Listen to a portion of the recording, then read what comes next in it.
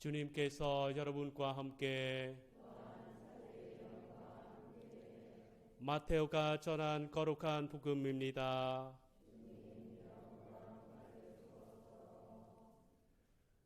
그때 예수님께서 길을 가시다가 마테오라는 사람이 세관에 앉아 있는 것을 보시고 말씀하셨다.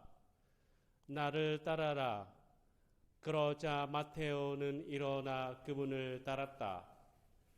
예수님께서 집에서 식탁에 앉게 되셨는데 마침 많은 세리와 죄인도 와서 예수님과 그분의 제자들과 자리를 함께 하였다.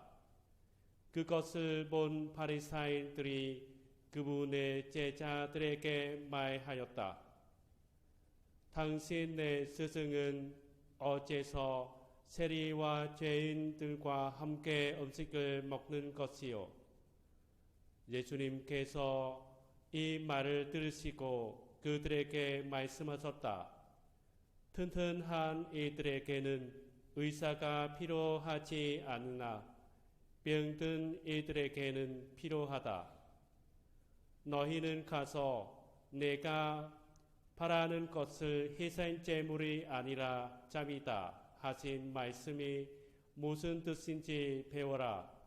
사실 나는 의인이 아니라 죄인을 부르러 왔다. 주님의 말씀입니다.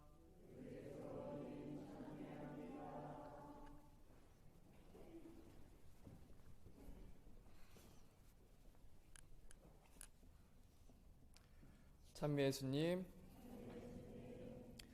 오늘 복음은 마테오 사도를 부르시는 장면입니다. 마테오는 직업이 많은 사람의 비난받는 세리라는 직업이었습니다.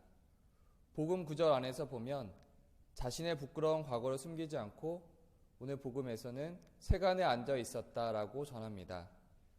예수님께서 나를 따라라 라고 부르시자 마테오는 바로 일어나 예수님을 따라 나섭니다.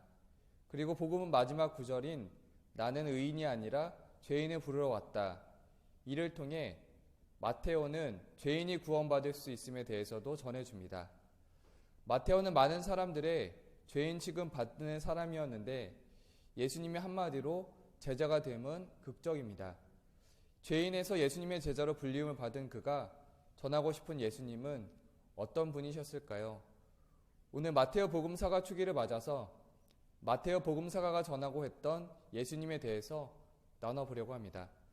먼저 마테오가 머물고 있었던 공동체에 대해서 그리고 마테오가 전하는 예수님에 대해서 봅니다.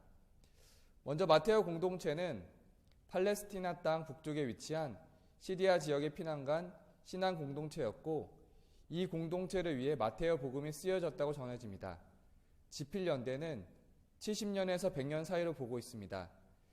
예루살렘 성전이 붕괴된 후 성전을 중심으로 권력을 유지해온 사두가이파가 무너지고 율법과 그 가르침을 견지한 바리사이파에 의해 세상이 재편되는 시절이었습니다.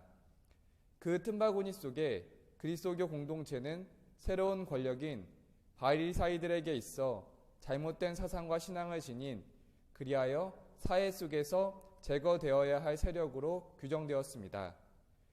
그리스도인들에 대한 박해와 모욕 그리고 겁박은 새로운 세상 안에서는 지극히 정의로운 것이었습니다.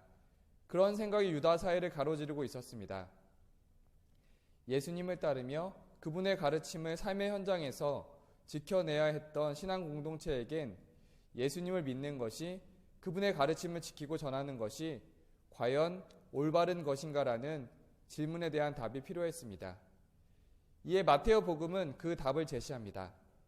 예수님을 따르는 것은 그릇된 것이 아니라 오히려 바리사이들의 의로움보다 더 큰 의로움을 지켜내는 것이라고 제시합니다.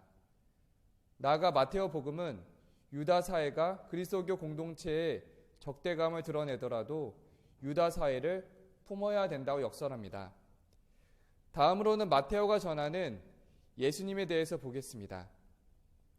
마테오는 예수님을 유다인들이 기다리던 메시아로 확신하면서 두 가지 특징을 강조했습니다.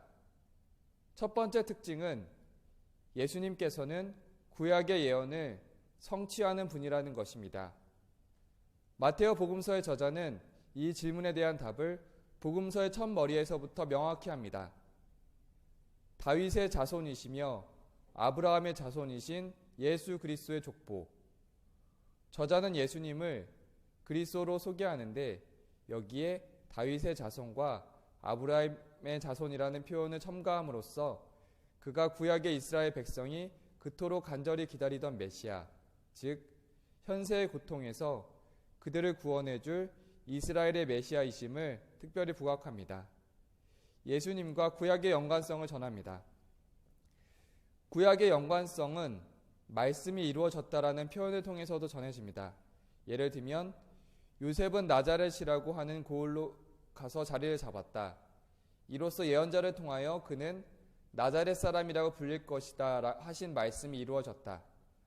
마테오 복음에서는 이렇게 구약의 말씀이 이루어졌다라는 표현이 62회가 나오는데 예수님을 통해서 구약의 예언이 성취됨을 알 수 있습니다.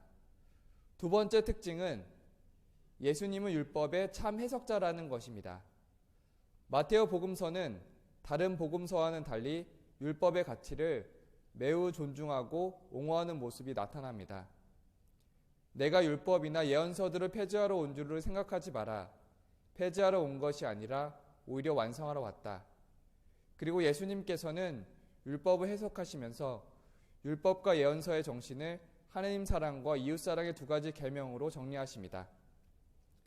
마테오 복음의 예수님은 구약의 예언을 성취하고 율법을 완성하시는 이스라엘의 메시아로 볼 수 있습니다.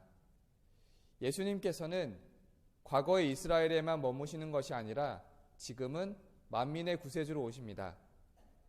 복음의 시작에서 임마누엘 하느님께서 우리와 함께 계시다라고 전해졌고 마지막 장인 28장에서 보라 내가 세상 끝날까지 언제나 너희와 함께 있겠다라고 하시며 부활하신 예수님의 현존 약속으로 마무리됩니다.